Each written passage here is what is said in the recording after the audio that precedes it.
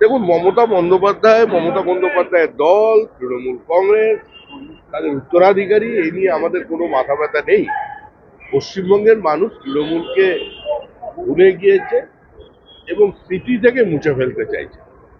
একটা দুঃস্বপ্নের কালরাত্রির অবসান হয়ে গেছে। আর আমার মনে হয় এই নিয়ে কোনো আলোচনা করা উচিত নয়।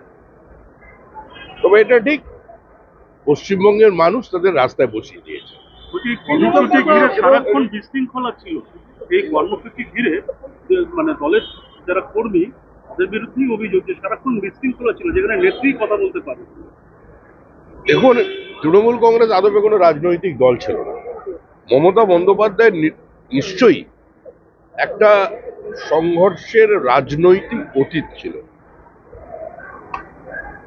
তিনি আপোষহীনভাবে সিপিএম এর বিরুদ্ধে লড়াই করেছেন, কিন্তু তারপরে একটা রাজনৈতিক দল বা একটা গণতান্ত্রিক ব্যবস্থার মধ্যে সরকার যেভাবে চলে সেভাবে চলেনি। তার পরিণতি হচ্ছে বিশৃঙ্খলা।